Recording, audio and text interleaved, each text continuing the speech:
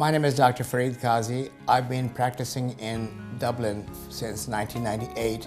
I'm the first oncologist or cancer specialist who came to this town and established a practice. I've been serving Lawrence County and surrounding areas for the past 17 years and have done treatment of hundreds of patients. If you go around and find out from the people around here, every other family would know somebody who has been treated by me. My reputation as a doctor is there. Don't settle for anything less than the very best when it comes to your health. The Cancer Center here in Lawrence County is Dublin Hematology and Oncology Care.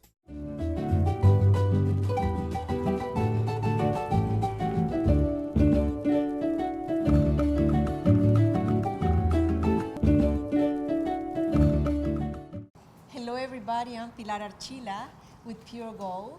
I'm sitting here with Raymond, Joyce, familiar face. Yes, good to be with you as always. Same here. You know, Raymond, this is, for me, one of the best places to be because they sell here every single thing that I love and like. And this is the time of the year that I love to start thinking about my yard. Right. Because it's not quite spring, but we're getting closer. That means we're gonna be working a lot in our yard. Right, right. But the day length getting longer, you know, here we are, you know, moving into hopefully a new month here. We're moving into, in spring, we'll be here before we know it. Easter, you know, comes in March as well, in spring. The 21st, 22nd, depending on which calendar you look at with that and with that. But yeah, this is a great time to begin. It's not hot. You know, we are having some warm days and bright sunny days that you can get out and work around your yard and garden and do things that, you know, that you can do now that will save you some time, you know, in the summertime, as well as, again, just taking off that winter coat. Yeah, and when you said it's not hot, you know Right. what is the first thing comes to my mind? We don't have a lot of mosquitoes bothering us when it's not hot. Right, you will have less mosquitoes this time of year, although you will see them, you know, popping up, and particularly with all the rain that we've had this winter. Yes. We've got a lot of places where water is standing. You know, you may need to check in your gutters around your house. Also check for any standing water, even a potato chip bag that may be laying beside the road or on your property. If it gets a little bit of water, the female mosquito can lay eggs in there and they can hatch out and live and become adult mosquitoes. So, What about like your planters? You know, you have like the saucers underneath the Yes. planters, yeah, it's a good idea to dump that water out. You know, when you water, you know, let it sit in there for an hour or two, you know, but then dump that water out.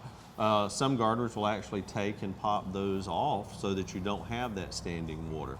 But anything really that can hold water from old tires that may be laying around or leaning up against something, even your artwork that you may have, you know, garden work that you may have in your landscape, you really need to look around and see what's going on. But mosquitoes, you know, with the threat of the Zika virus, I believe it is. Forgive me with that. But with that virus, that is going to be one thing that we have to consider is that, and we do have that mosquito here. It's the one that bites during the day. When I was growing up, we didn't have mosquitoes that bit you during the day. They were always come out at night. Right. But now, since we've had that mosquito, you can get They bitten like 24 it. hours a day. So You know what I was reading the other day, and this is just amazing, and maybe all of you have read it before, but it really shocked me that more people had died of mosquito bites than any other sickness or by people killing people or wars or whatever. Mosquito bites have killed more people in the world. Right, Isn't right. that It is interesting to scary? know. It is scary. Is that, you know, again, looking here in Dublin, Lawrence County area here, you look at us here, I mean, the early settlers of this area, they had to battle a lot of the diseases, mosquito-borne diseases or mosquito spread through mosquitoes to people. Wow. They had to deal with a lot of things that third world countries are dealing with, you know, the malaria, the dengue fever, all of those type things. We dealt here as well in the U.S., but what we did was that we mounted a concerted effort to get rid of standing water, to drain the swamps, you know, to get rid of standing water that way, or figure out some way to keep the water moving. I was going to say that I do have a little pond, I mean a little tiny pond, but the water is moving. Yeah, as long as the water's moving, the only time the mosquito will lay eggs, the female will lay eggs. The If female it's standing. is standing water, stagnant water, water that's not moving or has not been disturbed or anything like that. And you can, just like this fountain that we hear in the background here, as long as that water is moving, it's fine. And also you can do things like in your garden pool, you can put goldfish in there. You can put actually and they move. Right, they move and they'll eat that larvae that you have there in there. There's also what we call a mosquito fish that you can put into standing water areas that will help with that. But there are a lot of treatments you can buy, you know, for treating stagnant water. Let's say if you can't drain those areas, there are products that have BT in them that we call mosquito dunks or mosquito pellets, and you can just apply those per the directions on the bag or canister to that water area, and that will help to eliminate that. It does not hurt the fish. It's a natural product. It's a BT, Bacillus thuringiensis product, so it's a natural occurring organism. You know what I was thinking? I do have a fountain also that I bought last spring, but it's with batteries. So what I'll do, if I'm not at home, I don't have that moving, and actually it's not like every day. Should I buy those things to put in that? You can put a little, they float. They actually make what we call the mosquito dunks, is the way I call them. Basically, they're just a little donut shape, round shape with a little tiny hole in the center, and they just float. And it's released into the water, you know, and it doesn't hurt the birds, doesn't hurt the fish or anything like that. So that's a good way to do it. You know, the other option is to refresh that water every so many days, you know, with it. But the easiest thing to do is just to get those little floating discs and put in there like that. Yeah, sometimes I get too busy and a whole week goes by and I don't turn it on, or you know. Right. And you can find those, you know, at any of the garden centers, you know, farm supply dealers. You know, you can find them around, you know, they'll have them, particularly as we move to spring. Okay, well, moving to spring, what is it that we need to start doing? I don't know if we need to start with our soil, check the pH, and what exactly is the pH in our soil? In our soil. Well, we do need, and we recommend that every year, or at least every 2 years, homeowners check their soil, whether it be in their vegetable garden, whether it be in their lawn, you know, their shrubbery, you know, to check that, their fruit orchard that they may have out there, to check that, because the pH of the soil is a logarithmic. It's basically a big thing, but it goes from 7, it goes from 0 up to whatever from there, but 7 is neutral, 7 is in the middle. Ideally for our plants and vegetables and lawns in this area, they can do well in a 6.0 to 6.5 pH. Some of our lawns like a lower pH, say like a 5.5, is okay as well. But for most of your vegetable gardens, it's 6 to 6.5, with the exception of Irish potatoes, the red potatoes that many people plant. Those need to be in a more acidic soil, which will be around 4.5 to 5. Azaleas need that acidic soil, and also blueberries need to be in acidic soil.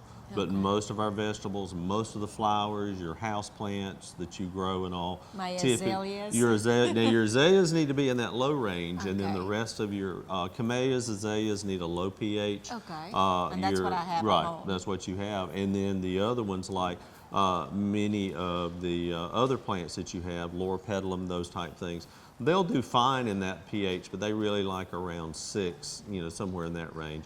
But 5.5 to 6.5 is going to be probably the most, the pH that's going to fit most of the plants that we grow. There are a few exceptions like blueberries, azaleas, camellias, Irish potatoes. They need a lower pH. But 7 is neutral. Anything below 7 is considered acidic. And as you go down in number, you get more and more acidic. Anything higher than 7 is considered to be alkaline. So anything that you go higher is more alkaline. Okay. Let's say, for example, your pH is too low, and your soil test will say you need to add lime. Lime raises the pH. Let's say if you tested your azaleas and it said your pH was too high, you need to apply sulfur. Sulfur lowers the pH. Lime raises the pH and sulfur lowers. And those are soil amendments that you can add into the soil to help make sure that you've got your pH right. If your pH is not correct, you can put out as much fertilizer as you want to out there and it will not work because of the elements that are in the soil, positive and negative. We get into soil chemistry and things like that in there. But if your pH is correct in the right element and that plant is happy, then it's going to take up those nutrients. But if the pH is not there in the right area, you're not going to do anything. You can just try and try. Yeah, you can pour fertilizer on there. And I happen to have a soil sample bag. I was looking. I happen to have this is the UGA extension, our soil sample bag, and you can pick these up at the extension office over on Telfair Street. And you basically can use a garden trowel and a clean plastic bucket, and you randomly take that trowel and randomly go around the area, 10 or 12 locations, and depending on the crop, you will go down so deep and make a slice of soil and throw it in the bucket and randomly walk across. And we have a video that, I can show how to do it and everything with that. But the soil test, you fill it up to this line. Now, once you get all your... With a little bit of everywhere? Everywhere you go through, right. Once you get it in the bucket, you stir it up like a can of paint or like you're stirring it to make a cake. You mix it up real thoroughly, and then you put it in the bag. And then bring it to our office, and it's $6 to run the test. Okay. And we take these and we ship these during the week to our lab in Athens, and the lab runs the test. And they'll send us a report back, which we will either email to you or either mail to you through U.S. mail to you that will tell you what fertilizer, how much to use, and when to apply it. And let's suppose you need either sulfur or you need, whatever. Lime, right. Lime. Mm-hmm. You will let we us will know let, too? We will tell you that in that report. It will say, you need to apply so many pounds of lime per 1,000 square feet with it. Now, with both of lime and sulfur, it's not a quick fix. It can take up to 6 months, to make a complete change in the soil. So you kind of have to really plan ahead, with it. Particularly, for example, if you're going to grow blueberries, you decide, well, I want to plant some Titan blueberries this year, the big blueberries that we developed at Griffin. If you wanted to do that, you need to soil test, and because it's going to take, if your pH comes back high, it's going to take several months to really lower that. Change that. Right. Now, we can change what affects the pH in your soil in addition to the lime or in addition to the sulfur is also the pH of your water. Our well water here in the county is very high in calcium, so repeated applications of that can actually raise the pH up of those areas. Also, the materials that you use, organic matter that you add in. Pine bark, for example, we put on blueberries to help raise that, to lower that pH, put pine bark on there to lower the pH to help with that. Also, your compost, your fertilizers, the type fertilizer that you use, it will also lower the pH as well. But the best thing to do is to soil test, and that's an easy $6 because you may think, well, I need to apply lime. I'm gonna go get some lime and throw it out there. Well, you may not need it. You may not, Because people will call me and say, hey, what's up with my grass that's not growing or my vegetables not growing? And then they get the soil test back and their lime calcium levels are way off the chart. But again, any questions on soil testing, you can give me a call at the extension office. Oh, that is great. Yeah. And what is that number? It's 272-2277. 272-2277, 2s and 7s. Right. And with that, make sure it's 2277. if you dial the numbers wrong, you'll get, bless her heart, she gets all our calls sometimes. Yeah, and you can also, stop by. Yeah, stop by and 50. get your bag and Yeah, we're return right your behind bag. Farm Bureau, right behind Farm Bureau office on Telford Street. Return your bag Yes. with your $6 $6 with your money. with your money. That's right. Got to have the money. Well, I tell you what, let's take a short break Okay. because you need to breathe and you need to get more. We're gonna take a short break. We'll be right back. The City of Dublin Natural Gas is growing to meet your needs by partnering with the community, like Moore Station Village, Masters Circle, The Legends, Walk Ridge, Live Oak, Benton House, Waterford, and Greystone. Examples of true partnership with the community. That's Dublin Natural Gas. Recently, I went to San Francisco, and it's mandatory there for everybody to save the things that you don't use in your kitchen, your vegetables and things like that, and put it in this box that the city will give them. Correct. And then once a week, the city will pick up all those, everything. And they even have like, compost bags that you put the stuff in there. I bought one of those boxes, and I'm doing my own here. Right, right. And I'm working on it. Okay. What I do, I dig in my yard, and every week I'll put all the stuff, vegetables and things, in my kitchen in there, like peels, banana peels and things like that. Right. Am I doing this right, or? Yeah, you are, and the composting, again, our soils are very low in organic matter, so again, between the heat of the summer and the rains that we have a lot of the soils break down very easily, and we lose, when I say soils break down, the organic matter breaks down that way. That's the reason we encourage people to use compost, particularly if you're starting a new flower bed or vegetable garden to use, and you can make your own compost. Now, what they're probably doing is very similar to what's going on at the University of Georgia and many other colleges and universities here in the state.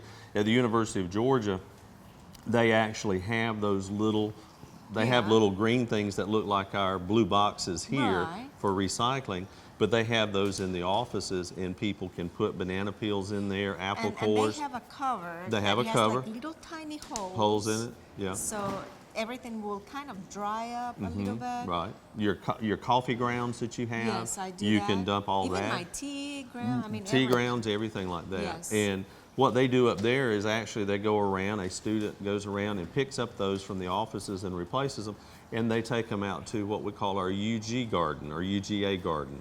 And what that is where the horticulture department takes those and they make compost out of that material to be used in the vegetable garden and the fruit and vegetable garden there on that particular piece of property out on Millage Road.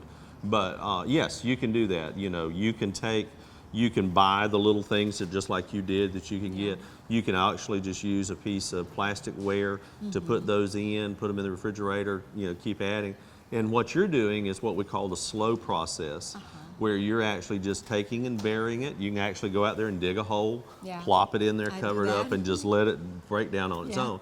And it will help to give some nutrients to the plants, and also, but one of the big things is it actually is building up the organic matter in the soil, and it's keeping that out of the landfill, because in the landfill, that material really does not break down as much as the research is showing. So diverting that from the landfill and using it on your own property is just like you raking your leaves out of your yard and making a compost pile or bin. And you can buy the compost bins. A lot of the nurseries, garden centers, farm supply dealers have them. Yeah, I bought mine, and then I checked in the internet, and they have them in the internet. Yeah, you can look at it locally. You may be able to find them. Also, you can be cheap. You can go out there and get you 5 pallets, wooden pallets that someone's throwing away. Make sure they haven't had any chemical residue on them or anything. But take those pallets, and you can actually lay one down and then take and build the 4 around it.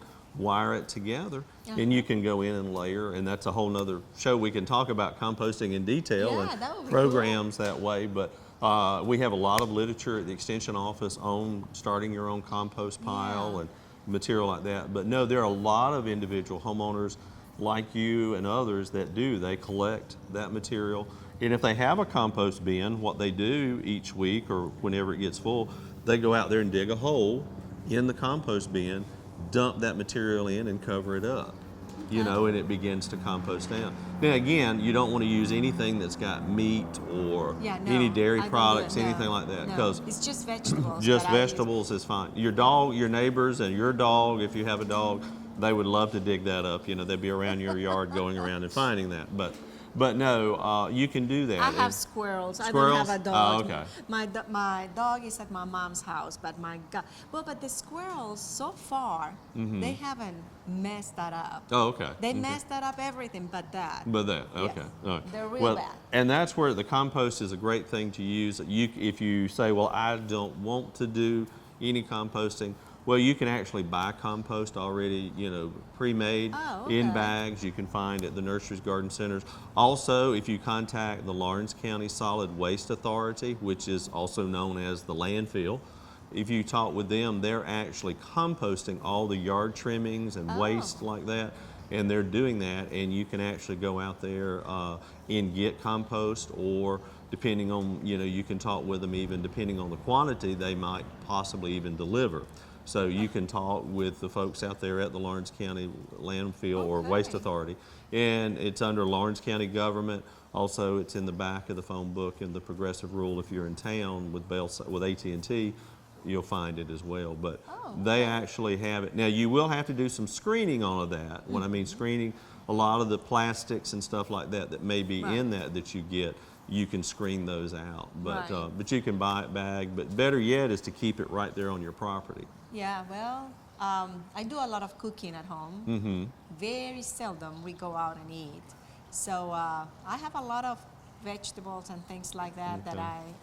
No wonder I see only your brother out. I don't see you out. That's it with that. So, with that, but yeah, that.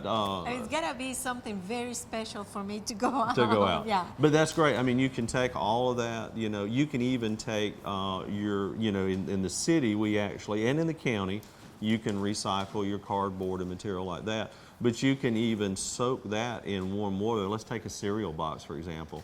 You can take and water that, put that in some warm to hot water and let it get good and wet, and you can put that in your compost bin as well, right? Because the majority of all of those inks are actually soy-based now. I noticed, you know, in San Francisco, they had a list. They gave them a list of things that can go in there, and they got in there things that I never thought that could be part of that. But, right now I don't remember exactly, but I was thinking, man, you can do that too. Yeah, there's a lot of things that you can compost, you know, there, a lot of those paper products. Now, if you're in town, if you live in the county, you can actually take those. You know, in the city, we have the blue boxes that they pick up every other Friday. In the county, we go to the county, landfill. you take to the convenience centers, and then that is not the landfill, the convenience centers, and there you can put, you can separate out the paper products. We do that. Yeah. We separate the but compost is great. You know, anything that we can do to add organic matter to our soils is great. Our soil. Right. So in spring, if you're getting ready to plant a bed, a new rose bed or a flower bed or vegetable garden, add about 3 or 4 inches of organic matter, and that can be compost. That can be black cow that you buy, or it can be compost or anything, humus, peat humus, anything like that. But put about 4 inches of that on the surface, and then rototill that in or hand till that into the area, and that will help. We don't really suggest putting it in each individual hole because you're basically creating a wet spot there. It's best to scatter it out over the bed and incorporate it in.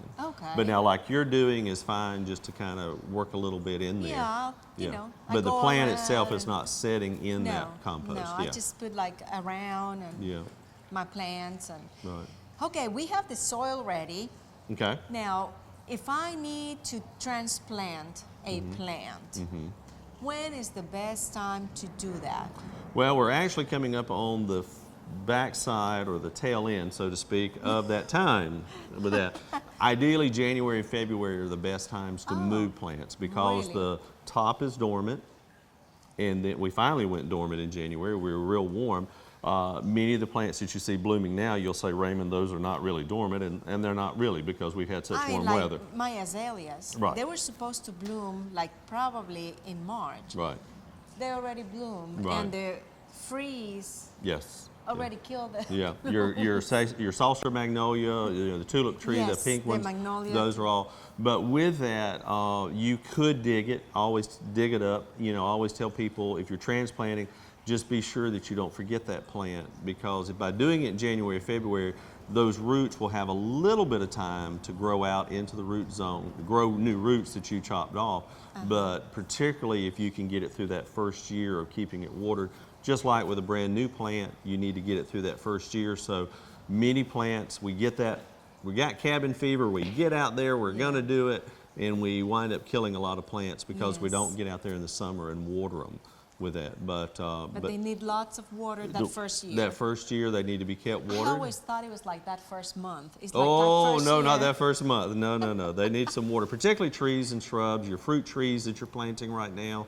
All of Yes. those. If you can get a plant through the first year, typically it's developed a good root system in there. So this is the best time to buy fruit trees? Or Yes, yeah. February is a good time to do it, early spring, late winter, early spring, but ideally we plant all of our fruit plants. We try to get them in February. Now, if they're container grown, and the reason we say in February, a lot of times you'll buy plants that are bare root. They don't have any soil. February is the ideal time to do those, just like you would do bare root roses the same way. But if they're container grown, we can pretty much do that every month through the growing season. But again, you just got to water more during that time. But now if you can go to the nursery, garden center, farm supply dealer and buy containerized fruit plants, you can do that now and plant them, and you can continue on through the spring as well. But the Okay. key thing is water. Thank you so much. It's You're welcome. always a pleasure. And Always good to be with promise you. me you'll be back here with me. All right, I will. I will. For all of you, thank you so much, and until next time.